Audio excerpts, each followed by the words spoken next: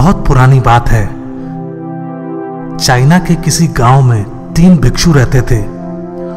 उनका नाम किसी को नहीं पता था, क्योंकि उन्होंने कभी अपने बारे में किसी को कुछ बताया ही नहीं। उन्होंने कभी किसी बात का जवाब नहीं दिया। चीन में बस उन्हें 3 हंसते हुए भिक्षुओं के नाम से जाना जाता था। वे तीनों एक ही काम करते, एक गांव में प्रवेश करते, बाजार के बीचों बीच खड़े होते और हंसना शुरू कर देते। वे अपनी पूरी समग्रता के साथ हंसते। अचानक लोगों का ध्यान उनकी तरफ खिंचा चला आता और धीरे धीरे उनके सामने लोगों की भीड़ चारों तरफ जमा हो जाती। वे इतनी एकाग्रता और संपूर्णता के साथ हंसते कि उनकी हंसी देखकर सारा गांव हंसने लग जाता। जब वह पूरा गांव हंसी के समंदर में डूब जाता तो वे दूसरे गांव चले जाते। वे ना तो कुछ बोलते थे, ना ही कुछ उपदेश देते और ना ही कोई शिक्षा। वे जहां भी जाते अपनी हंसी से ऐसा माहौल बना देते कि लोग अपने सारे दुख दर्द भूलकर बस हंसने लग जाते। धीरे धीरे चाइना के लोग उन्हें बहुत प्यार करने लगे और वे पूरे चाइना में 3 हंसते हुए भिक्षु के नाम से प्रसिद्ध हो गए।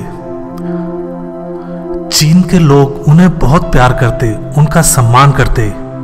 उनसे पहले और उनके बाद भी कभी किसी ने इस तरह से प्रचार नहीं किया कि केवल जीवन एक हंसी होना चाहिए और कुछ नहीं।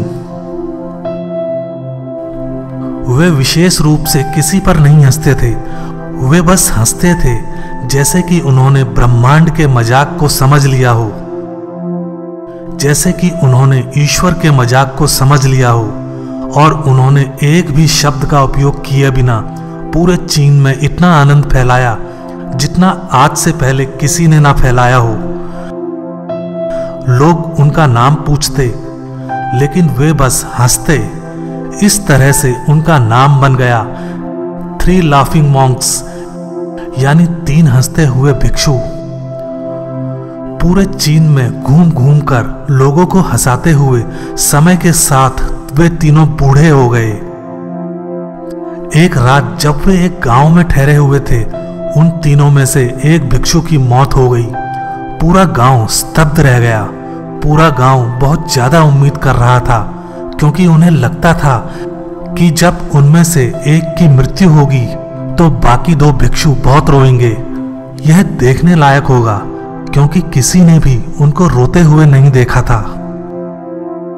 जब सुबह हुई तो पूरा गांव इकट्ठा हुआ, लेकिन दोनों भिक्षु तीसरे की लाश के पास खड़े जोर जोर से हंस रहे थे।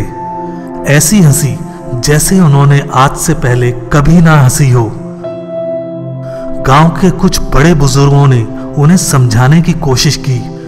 यह आपका साथी था और इसकी मृत्यु पर आपको हंसना नहीं चाहिए। तब उस दिन पहली बार उन भिक्षुओं ने लोगों से बात की और कहा, हम हंस रहे हैं क्योंकि ये आदमी जीत गया है। हम हमेशा सोचते थे कि कौन मरेगा, लेकिन इस आदमी ने पहले मरकर हमें हरा दिया।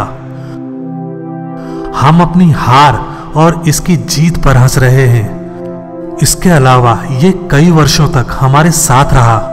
हम एक साथ हंसे, हमने एक दूसरे की मौजूदगी का आनंद लिया। उसे अंतिम विदा देने का इससे बेहतर तरीका और क्या हो सकता है। हम केवल हंस सकते हैं।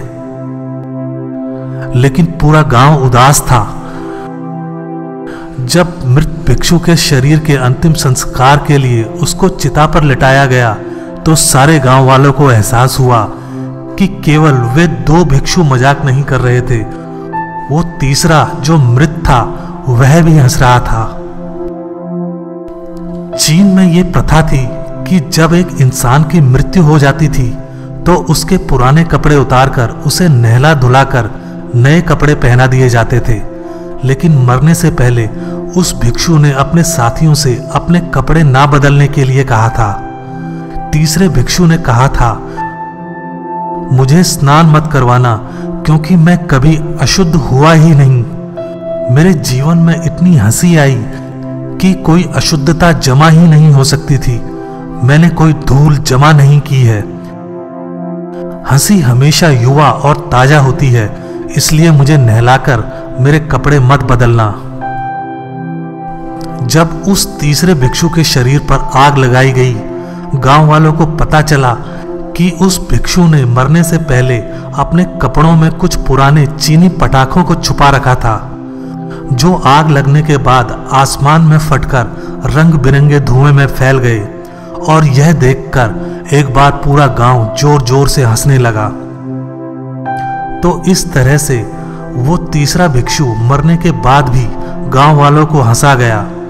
और यह देखकर शेष दोनों भिक्षुओं ने कहा, चालाक आदमी, तुम मर चुके हो, लेकिन तुमने हमें एक बार फिर हरा दिया। तुम्हारे द्वारा गांव वालों में पैदा की गई ये हंसी आखिरी हंसी थी।